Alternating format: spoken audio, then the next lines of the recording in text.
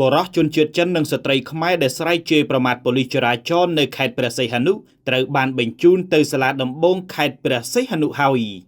អ្នកនាំពាក្យនៃអัยការអមសាលាដំបងខេត្តព្រះសីហនុបានឲ្យដឹងថានៅថ្ងៃទី4ខែកុម្ភៈឆ្នាំ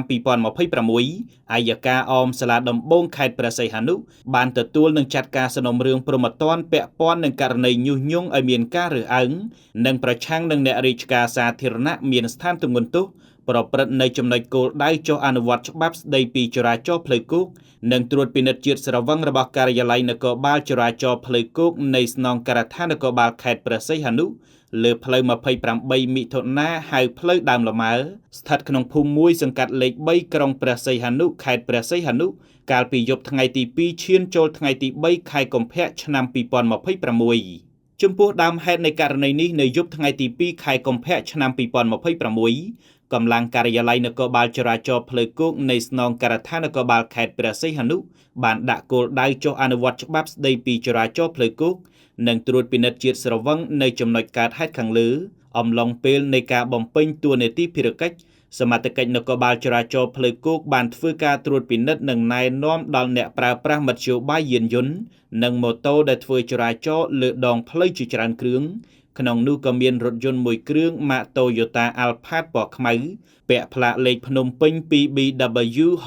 6130បើកបរដោយបរិសុទ្ធជនជាតិចិនឈ្មោះចាងយ៉ាន់ណាន់សង្ស័យបើកបរស្ថិតក្នុងស្ថានភាពស្រវឹងក៏ត្រូវបានសមត្ថកិច្ចនគរបាលចរាចរណ៍ផ្លូវគោកធ្វើការឃាត់ដើម្បីត្រួតពិនិត្យជាតិអាល់កុលក្នុងខ្លួនអ្នកបើកបរហើយជាលទ្ធផលឃើញមានកម្រិតជាតិអាល់កុលក្នុងខ្លួនចំនួន 0.68 មីលីក្រាមក្នុងមីលីខ្យល់ទើបត្រូវបានសមត្ថកិច្ចនគរបាលចរាចរណ៍ផ្លូវគោកឃាត់ឲ្យនៅនឹងកន្លែងសិនរងចាំពេលស្វាងស្រវឹងទើបសមត្ថកិច្ចឲ្យត្រឡប់ទៅកន្លែងស្នាក់នៅវិញដោយអ្នកបើកបរនឹងត្រូវទទួលពិន័យអន្តរការចំពោះការបើកបរយានយន្តស្ថិតក្នុងស្ថានភាពស្រវឹងក្នុងអត្រាជាតិអាល់កុលខ្ពស់នេះចំនួន2លានរៀលនឹងដកពិន្ទុលើបានបើកបរចំនួន6ពិន្ទុហើយសមីខ្លួននឹងត្រូវបង់ពិន័យតាមបង្កាន់ដៃពិន័យអន្តរការចំពោះអំពើល្មើសនឹងច្បាប់ស្តីពីចរាចរណ៍ផ្លូវគោកនេះនៅមុនឬត្រឹមពេលកំណត់យោងតាមមាត្រា10ថ្មីនៃអនុក្រឹត្យលេខ39 អនក្របកចុះថ្ងៃទី17ខែមីនាឆ្នាំ2020របស់រាជរដ្ឋាភិបាលកម្ពុជាលុះបន្តិចក្រោយមកឈានចូលថ្ងៃទី3ខែឆ្នាំដដែលស្រាប់តែមានស្ត្រីជនជាតិខ្មែរចំនួន2នាក់បានទៅដល់ចំណុចគោលដៅត្រួតពិនិត្យនេះដែរពេលនោះស្ត្រីមួយនាក់ឈ្មោះនេតស្រីពៅបានឆ្លោះប្រកែកជាមួយមន្ត្រីនគរបាលចរាចរណ៍ផ្លូវគោកពាក់ព័ន្ធករណីប្រាក់ចំនួន2លានរៀលដោយស្ត្រីរូបនោះចង់ឲ្យមន្ត្រីនគរបាលចរាចរណ៍ផ្លូវគោកទទួលយកប្រាក់ពិន័យអន្តរការចំនួន2លានរៀលនិងស្នើឲ្យត្រូវចេញវិក័យប័ត្រភ្លាមនាពេលនោះដើម្បីអាចយករថយន្តនិងអ្នកបើកបរត្រឡប់ទៅវិញ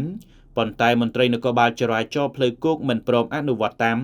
ដោយហេតុថាយោងតាមស្មារតីនៃអនុក្រឹត្យខាងលើក្នុងករណីល្មើសនេះសមត្ថកិច្ចនគរបាលចរាចរណ៍ផ្លូវគោកត្រូវបញ្ឈប់មិនឲ្យបន្តដំណើរទៅមុខទៀតទេ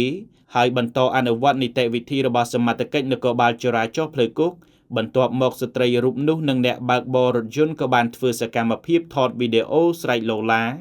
និងជេរប្រមាថមាក់ងាយទៅលើកម្លាំងសមត្ថកិច្ចនគរបាលចរាចរណ៍ផ្លូវគោក